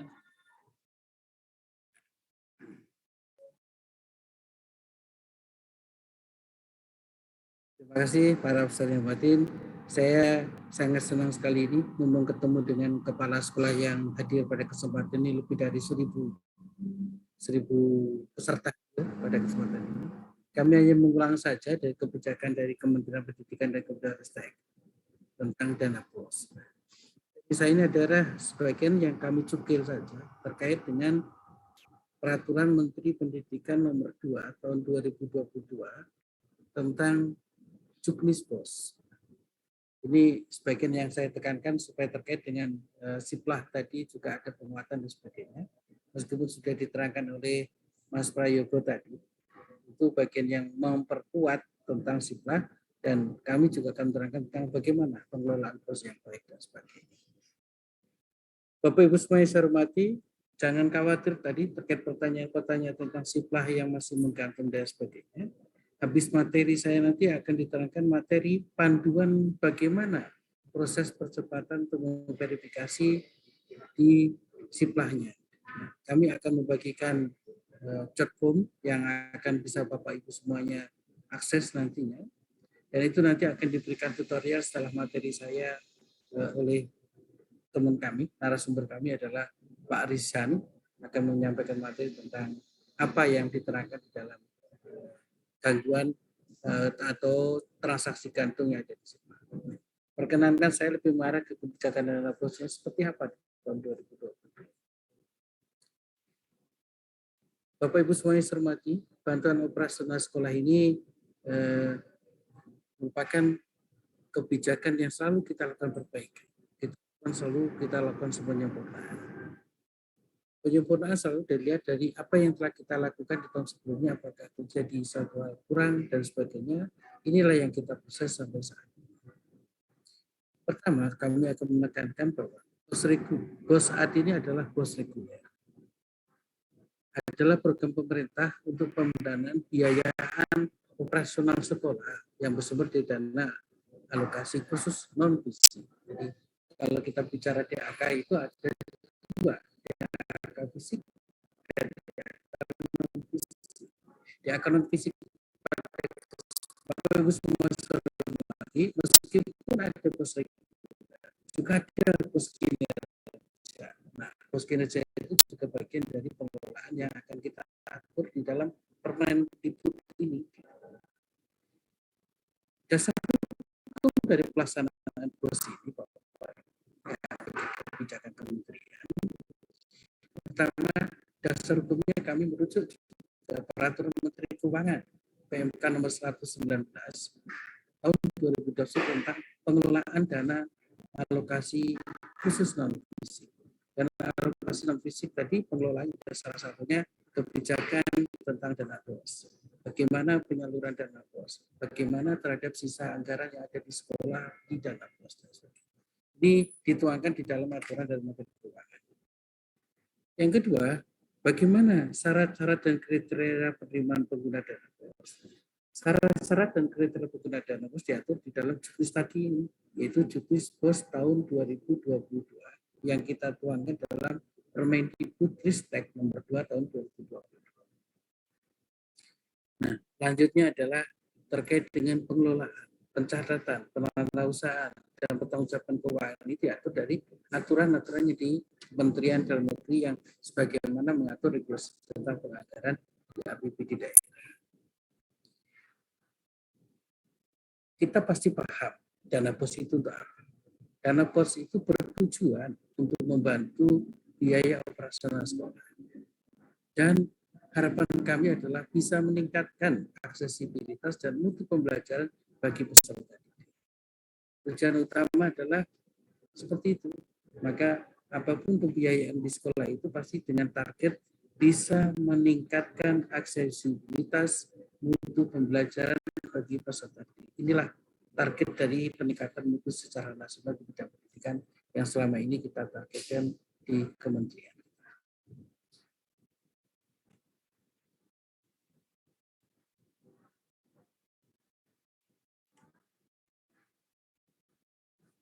Bagaimana dengan kebijakan tahun-tahun sebelumnya? Tahun 2022 ini, dana BOS diberikan kepada satuan pendidikan tanpa ada syarat minimal jumlah peserta didik. Waktu lalu kami mensyaratkan jumlah minimal 60 peserta didik dan sebagainya. Tapi di tahun 2022 ini sudah kita hapuskan dengan pelaksanaannya seperti tertuang kita ini adalah bahwa kalau di tahun-tahun sebelumnya adalah harus mengisi melakukan pemutakhiran data dapodik sesuai dengan kondisi sekolah tahun sekolah sampai dengan 31 Agustus. Ini masih sama, kondisi itu masih tetap dan sama dengan tahun sebelumnya. Memiliki NPSN tentu mengizinkan memiliki izin penyelenggaraan pendidikan bagi tetap sama. Nah, yang nomor 4, memiliki jumlah peserta didik paling sedikit 60 peserta didik selama 3 tahun terakhir. Di dalam kebijakan saat ini tahun 2020 kita hapuskan syarat tersebut sehingga lebih fleksibel dengan kondisi apa adanya jumlah siswa yang ada di sekolah. Ada tambahan lagi adalah bukan satuan pendidikan yang diselenggarakan oleh kementerian atau lembaga memiliki rekening satuan pendidikan atas nama satuan pendidikan.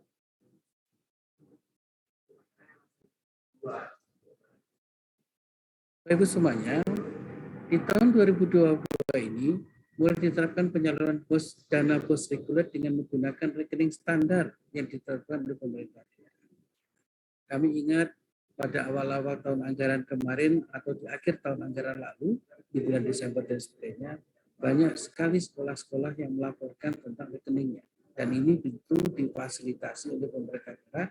Data-data perubahan rekening yang disampaikan kepada kami dan sudah terverifikasi di bank dan sebagainya sebagai proses tahapan untuk menyalurkan langsung ke rekening sekolah yang tervalid dengan mengikuti regulasi yang diatur oleh Kementerian Dalam Negeri, Kementerian Pendidikan dan Kebudayaan STEK yang mensyaratkan basis rekeningnya adalah ditetapkan oleh pemerintah daerah.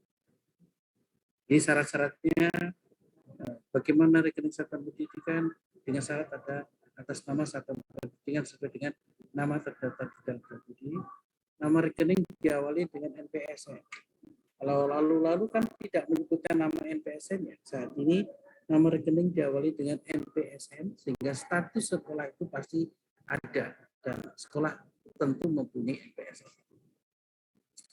Dikeluarkan oleh Bank Umum yang terdaftar sebagai sistem dalam sistem clearing nasional atau Bank Indonesia disering disingkat SKNBI atau Bank Indonesia Real Time Gross Settlement atau BIRTGS yang ditetapkan oleh Bank.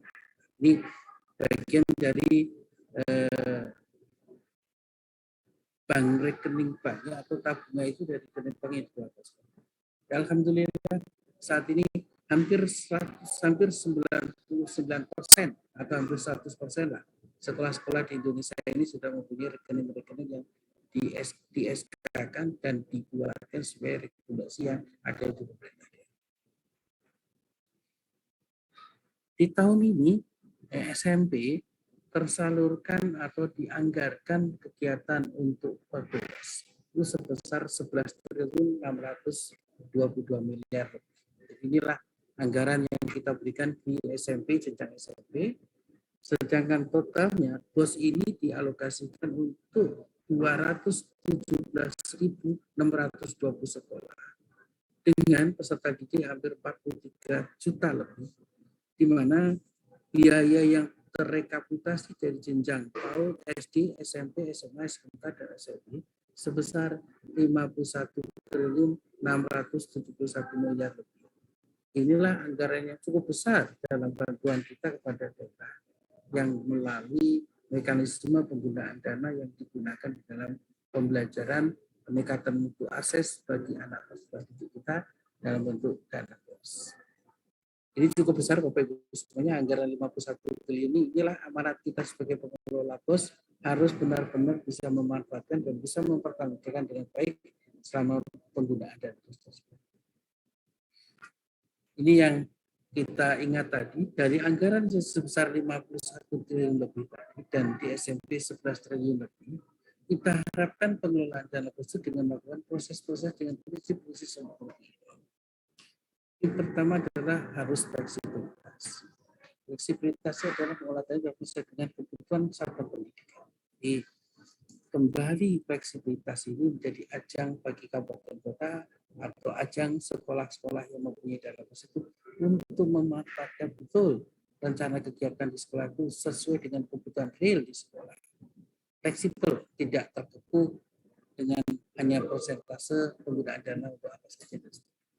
Ini kembali ke manajemen berbasis sekolah atau manajemen pengelolaan anggaran sekolah yang lebih mudah untuk perencanaan di sekolah. Yang kedua, prinsip yang utama adalah efektif. Pengelolaan dana diupayakan dapat memberikan hasil, pengaruh, dan daya guna untuk mencapai tujuan pendidikan di satuan pendidikan. Tujuannya apa tadi? Tujuan adalah meningkatkan aksesibilitas dan akses untuk peningkatan mutu pendidikan peserta didik. Maka ini harus benar-benar cara efektif seperti apa di dalam penggunaan dana BOS disyaratkan di dalam prinsip-prinsip kita.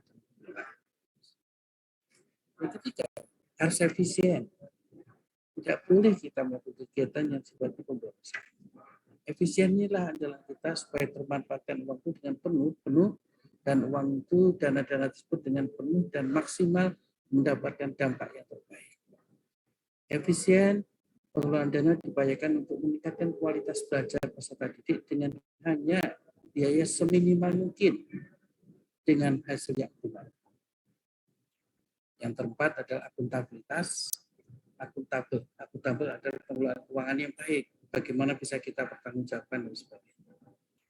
Dan terakhir adalah transparan.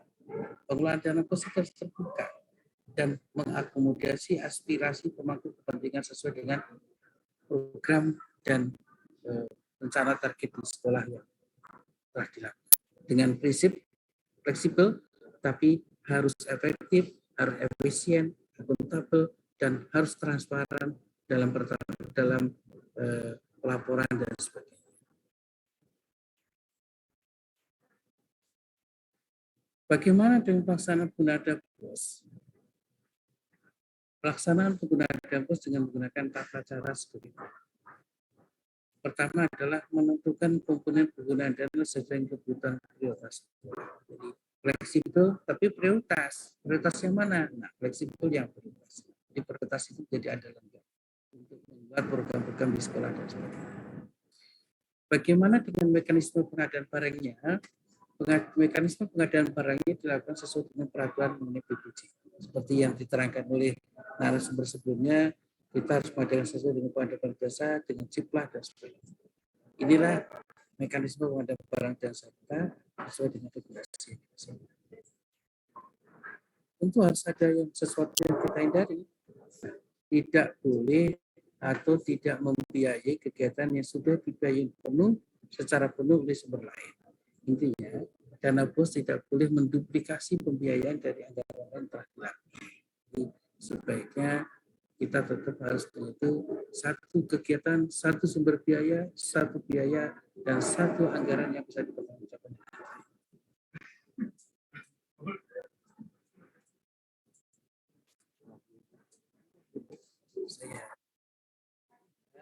Saya dengar mekanisme penyaluran dana BOS mungkin sudah pada paham, tapi alangkah baiknya saya sampaikan dengan mengingat bahwa dana BOS ini juga perlu untuk kita semuanya.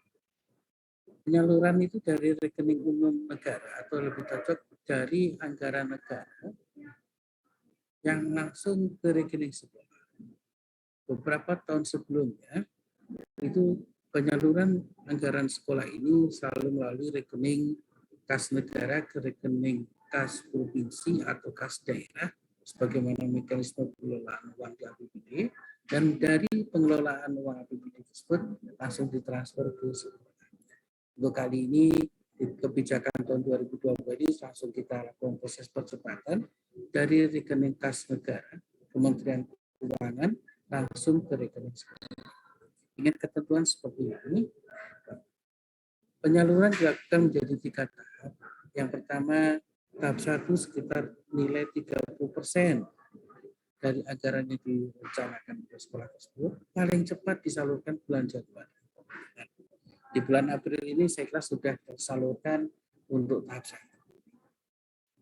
Di tahap kedua, sekitar 40% dari anggaran pagu sekolah yang merupakan alokasi anggaran sesuai dengan SK Menteri, paling cepat disalurkan di bulan April.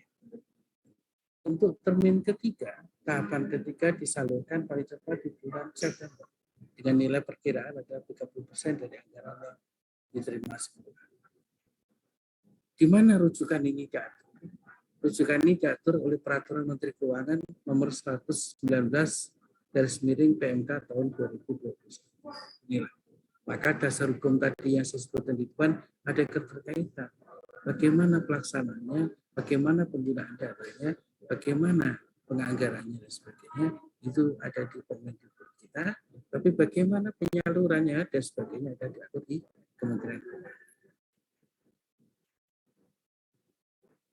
Bagaimana syarat-syarat pelaporannya dan sebagainya. Pelaporan tiap tahapan terjadi dengan syarat penyaluran sebelumnya.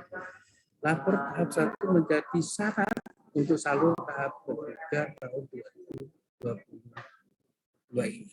Jika harapan kami Bapak Ibu semuanya yang telah menerima dana BOS dan telah membelanjakan paling tidak sampai bulan April ini, paling tidak segera dibuatkan laporan.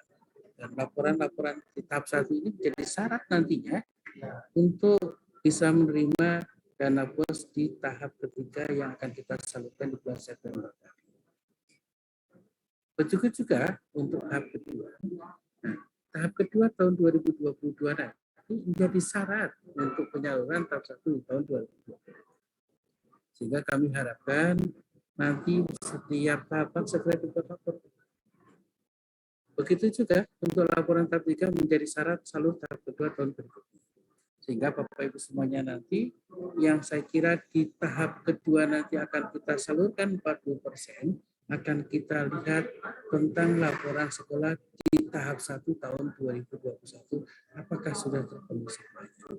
Ini bagian salah satu syarat bahwa lapor kegiatan atau tahap sebelumnya sebagai bagian syarat bisa disalurkan tahapan berikutnya sesuai dengan regulasi. Bagaimana mekanisme pelaporan Bapak Ibu semuanya, para kepala sekolah yang saya hormati. Nah, pelaporan mekanisme pelaporan ini disampaikan melalui laman adb.bos.kemdikbud.go.id atau melalui aplikasi RKAS yang disediakan oleh Kemendikbud. Inilah menjadi bagian yang harus dilaksanakan.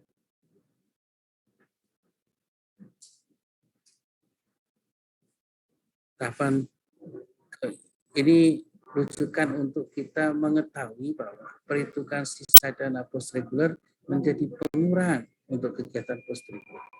Maka inilah regulasi yang dijadikan dasar di tahun 2022 yang merupakan bagian dari bingkai perhitungan sisa dana pos reguler tahun 2020 dan 2021.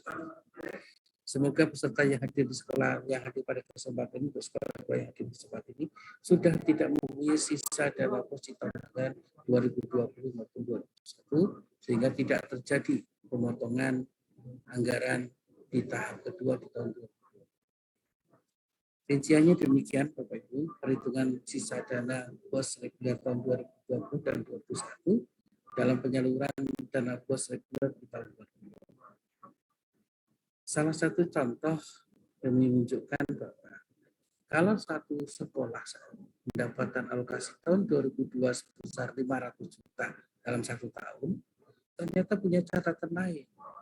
di tahun 2020 ini masih ada penggunaan dana deposit sekolah yang tidak optimal karena merupakan pembelajaran masih dengan proses PTM dan PJJ sehingga terdapat sisa dana deposit reguler tahun 2020 sekitar 100 juta. Contoh.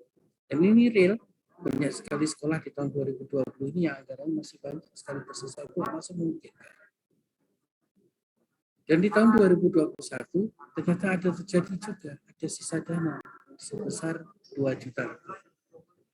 Maka di tahun 2022 ini akan terjadi pemotongan anggaran. Kapan itu dilakukan pemotongannya?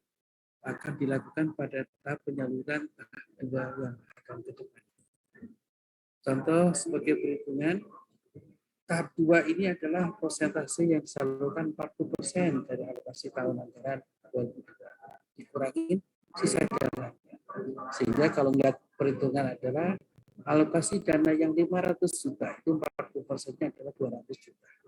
Namun ada sisa dana di tahun 2020 ditambah 2001 sebesar 102 juta.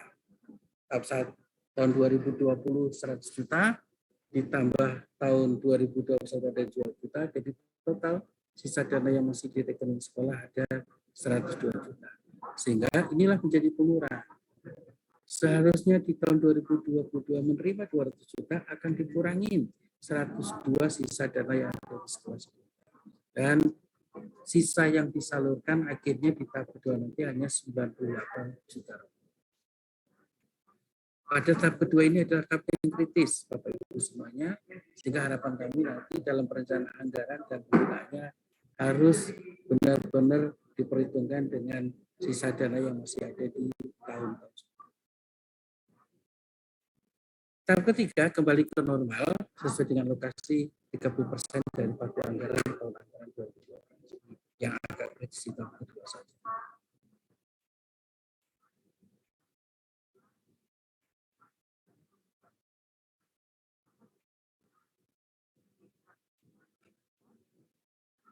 Saya kira demikian, Bapak Ibu semuanya, kami mengulang review untuk materi saya. Saya kira materi saya untuk mengingatkan kembali tentang tahapan-tahapannya dan tahap kedua ini bagian dari yang kita harus siasati, bagaimana sisa dana itu masih ada di rekening sekolah, bagaimana pemanfaatan dana yang masih sebagian nanti terkirim oleh anggaran tahun 2020. Saya kira gitu, saya kembalikan ke moderator. Saya kira nggak usah perlu tanya jawab, langsung ke materi yang panduan. Ya. Saya kembalikan ke moderator. Terima kasih. Oke, baik. Terima kasih Pak Basuki atas materi untuk mengingatkan kembali Bapak ya peserta kita mengenai BOS.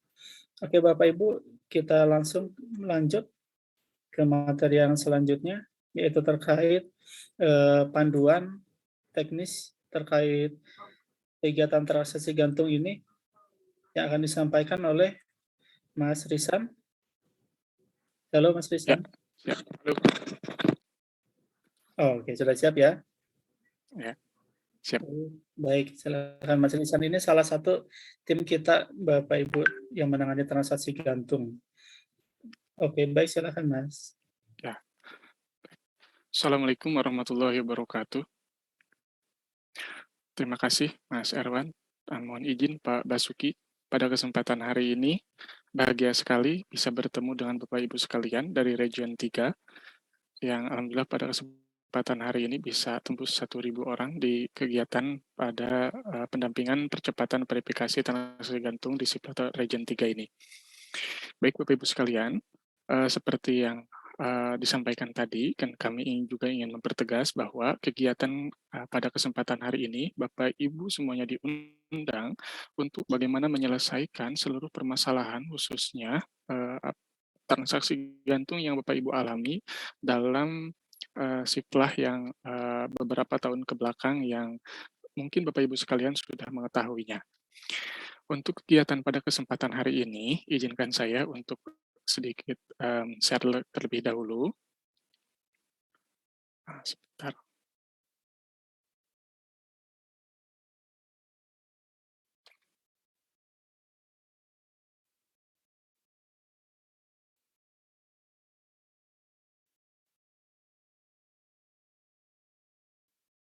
Ya, sedikit mereview saja apa yang disampaikan tadi narasumber terkait ini adalah listriknya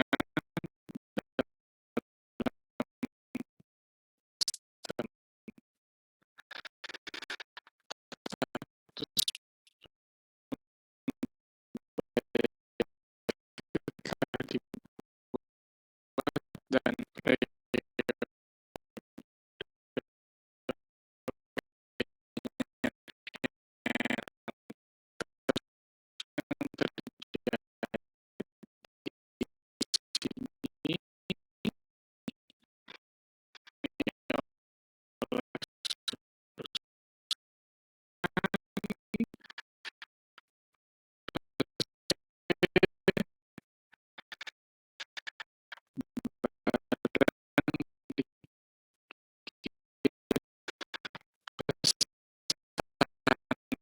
di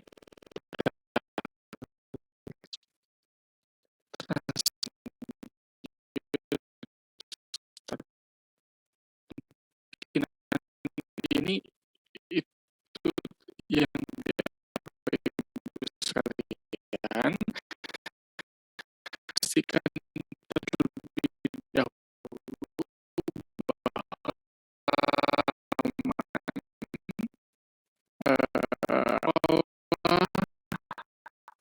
data di chat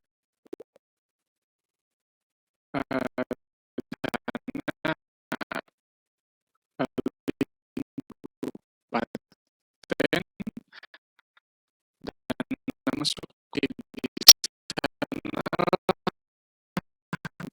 dan klarifikasi yang Bapak Ibu lakukan hadir pada kesempatan pihak sekolah transaksi yang silakan untuk link di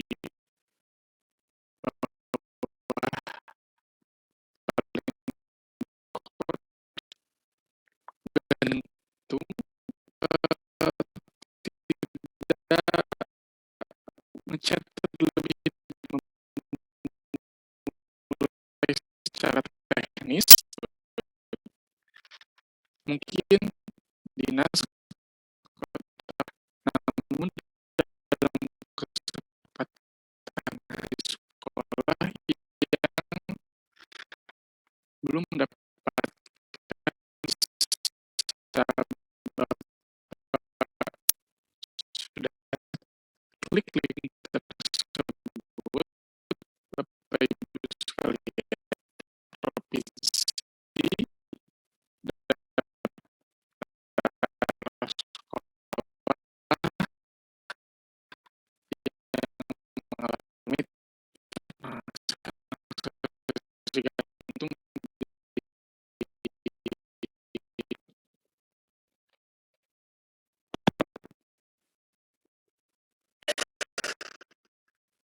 apa ya,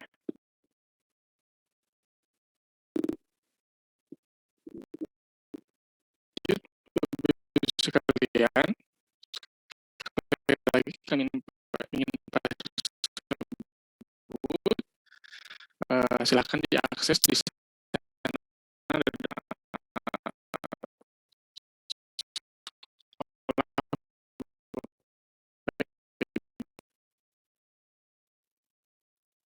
sebentar. Selanjutnya, ketika Bapak Ibu sekalian sudah mengakses link tersebut, silakan di-download sesuai dengan menyesuaikan dengan kota kabupatennya. Lalu nanti kita buka contoh, mohon izin kami contohkan salah satu kabupaten kota saja. Kalau sudah di-download ya.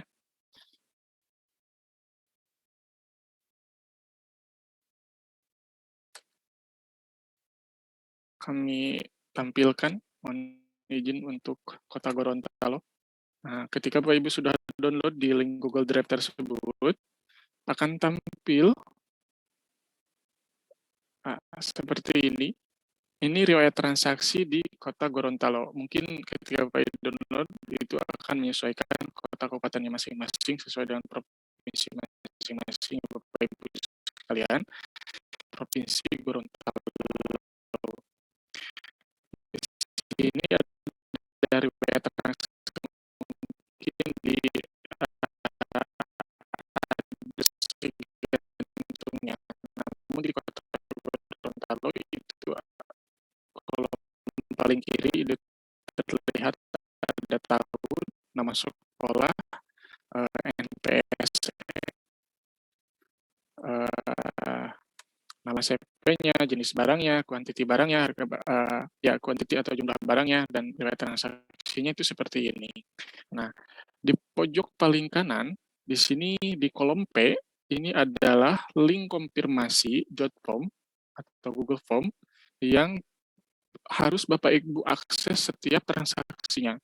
Nah, ini link ini yang paling kanan ini adalah link konfirmasi yang dimana ini adalah konfirmasi tersebut sebagai bahan, sebagai dasar kami akan akan sampaikan kepada pihak terkait khususnya Siplah untuk menyelesaikan transaksi ini. Nah, oke, kembali lagi di sini ada mohon maaf paling atas terlebih dahulu ya. Ini di SMP Negeri 13 Gorontalo ini banyak transaksinya, ada beberapa. Nah, dari setiap sekolah, dari sekolah, maksudnya dari SMP Negeri 13 Gorontalo, silahkan melakukan konfirmasi dari setiap link yang paling kanan ini dengan cara mengcopy paste-nya, lalu saya stop screen dulu, masuk ke penelusuran Google Chrome atau Mozilla Firefox ya. Oke, kami tampilkan. Nanti akan mendapatkan tampilan seperti ini dalam setiap transaksinya. Oke, bisa dilihat di layar ya Bapak Ibu sekalian. Nah, inilah tampilan dari setiap link Google Drive-nya, yang dimana Bapak Ibu sekalian harus lakukan konfirmasi dari setiap transaksinya. Nah, selanjutnya bisa Bapak Ibu lihat, di sini ada nama provinsi, kabupaten, sekolah, NPSN, Siplah marketplace-nya apa, tahunnya, nama tokonya, lanjut, di sini ada edit transaksi, volume, nilai transaksi. Nah, ini yang menggambarkan tadi di Excel tadi terinput di sini ya. Dan tampilan ini tidak bisa diubah sama sekali oleh Bapak Ibu sekalian. Nah, bagaimana proses klarifikasi ataupun konfirmasinya? Nah, di sini di verifikasi yang perlu Bapak Ibu lakukan dari setiap transaksinya. Diisi nama jabatan, instansi, dan dari seluruh kasus yang terjadi ataupun permasalahan yang terjadi dialami oleh sekolah, di dalam Google Form ini dikategorikan 3 kategori klarifikasi yang dilakukan oleh sekolah. Yang pertama, opsi keterangannya adalah pembayaran sudah dilakukan oleh sekolah dengan melalui marketplace. Nah, dibuktikan dengan memasukkan tanggal transfer dan kode transfer. Selanjutnya, opsi keterangan yang kedua, pembayaran sudah dilakukan sekolah melalui toko atau sales. Dibuktikan dengan memasukkan tanggal transfer dan kode transfer. Dan bukti transfer ke marketplace tempat transaksi. Opsi berikutnya, yang ketiga, belum dilakukan pembayaran. Menuliskan alasan mengapa belum melakukan pembayaran. Nah, nanti Bapak Ibu sekalian, dari 3 klarifikasi yang Bapak Ibu sekalian, itu dipilih di sini. Silahkan pilihannya apa, disesuaikan dengan kondisi permasalahannya masing-masing dari setiap transaksinya. Apakah pembayaran sudah dilakukan dari transaksi tersebut? Apakah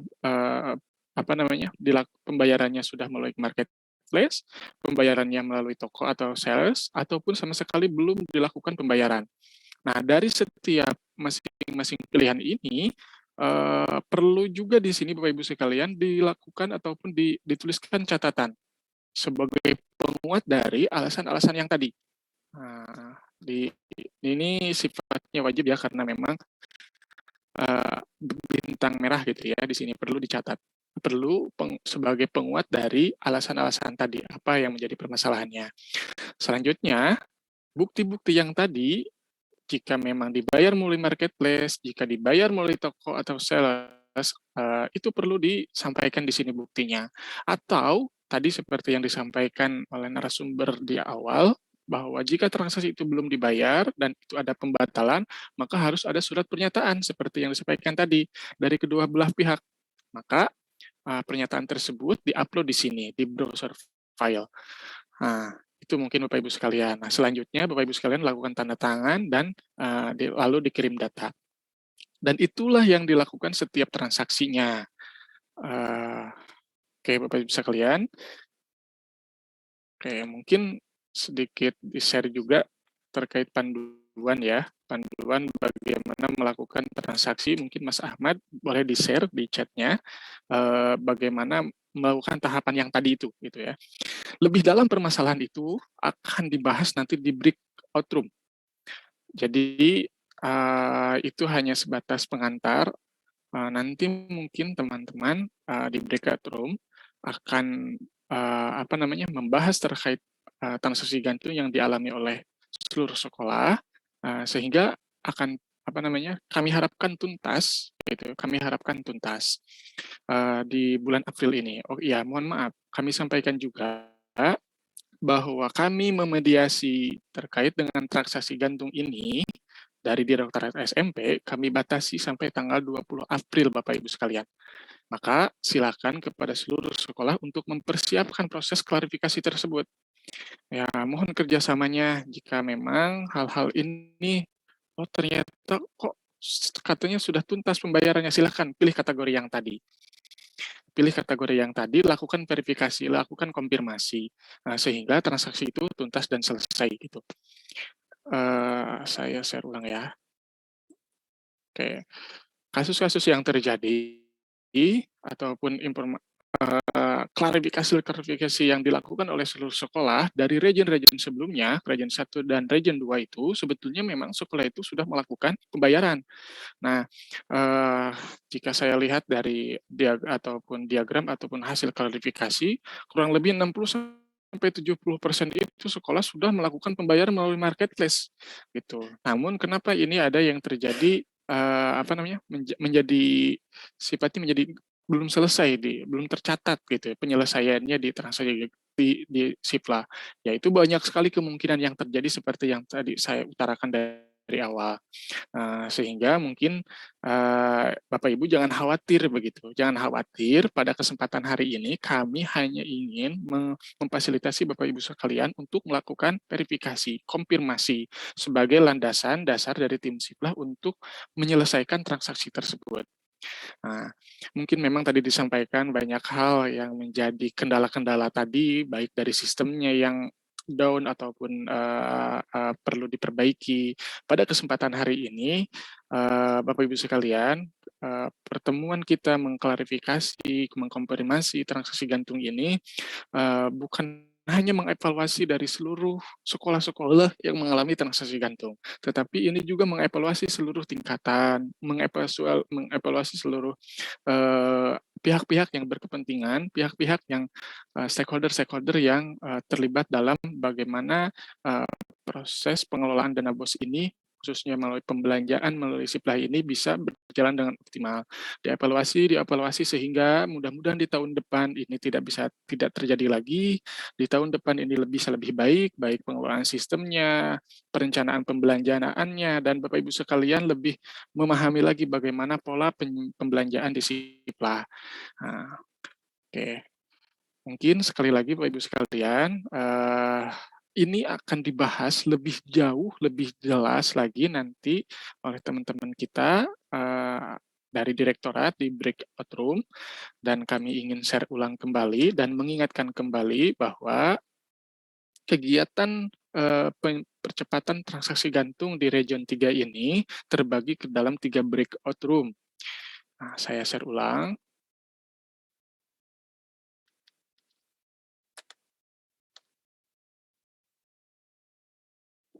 Sebentar, mohon maaf. Nunggu dulu.